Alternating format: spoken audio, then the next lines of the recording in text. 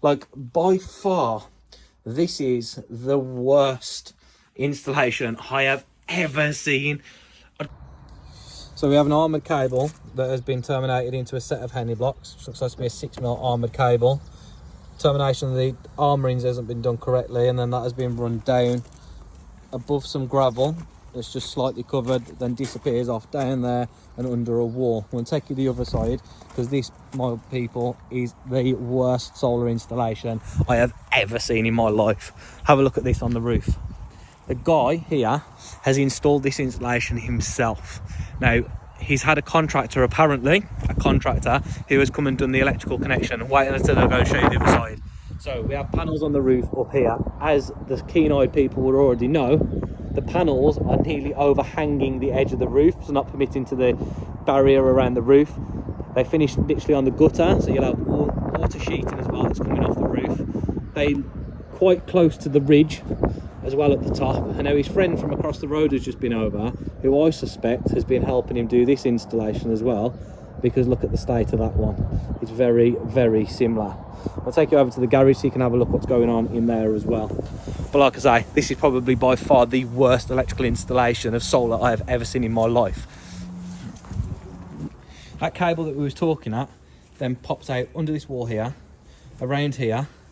Now anybody would think it's probably been clipped, but it hasn't. It gets run across the patio along here and then disappears into the garage. So whilst we're outside, we'll show you what's going on here. This is the conduit that comes down from the roof where the solar is. We have a bit more solar on this side that again is overhanging the edge of the roof. I suspect that the rails haven't been correctly connected either, because they look very weirdly spaced. That DC cable then comes down here, hits the ground with then no mechanical protection to it whatsoever, has been surface run all the way around here, goes all the way back round here, down there into the garage. We are going to pop into the garage now and I'll show you what's going on in there. So any notification that's done to the DNO should be a maximum of 3.68 unless there is a prior notification made to the DNO.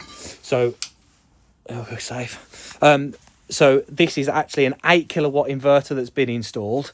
Look at the mess of this. I mean, this is running somebody's property. Here is the other end of the armoured cable that has just been thrown into an isolator that is not on the wall. I'm going to try and see it so you can see. We then have a bit of 6mm or 10mm that comes out of there, which is terminated into the inverter. We have DC cables coming out the top of here. This is some DC from the garage, which again isn't terminated. The MC4 connections on the inverter are not tight, they're loose, they don't look particularly well made.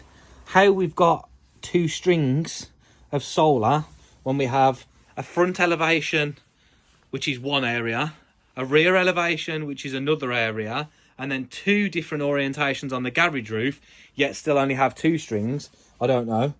So each orientation of roof should be a separate string, whereas here it's not. We've got four orientations, four orientations and two strings. Like, this is just horrendous. This is an 8 kilowatt inverter.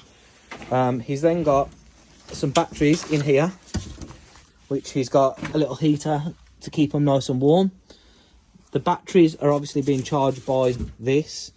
That's plugged into an extension lead with a monoblock extension in there as well, which disappears off up here somewhere. Like, by far, this is the worst installation I have ever seen. I'd go as far as saying it's really fucking shit. Like, it's annoyed me. So we have done what we need to do. We have notified National Grid. We have explained the fact that this installation is on here. The customer has installed it himself. We have contacted GTC, because this is on a new estate. It is a private supplier, so it's not been handed over to National Grid. Everything's been reported to them. We are going to issue the property with a dangerous defect notification through Easy Cert and through NAPIT. We're going to inform NAPIT, and we're also going to inform the MCS, and this installation is getting disconnected right now because I am not leaving this property like this. I mean, I'm all for people having a go. I haven't got a problem with people having a go. But if you're going to have a go at something you're good at. This is not good at this at all. So Jack's just done another little find here, because it was Jack's install this was originally to come and do a car charger. So there is an earth cable that runs down here, which I'm going to flip you around, that currently meets the idea of earthing. So that goes round here, and it's just here.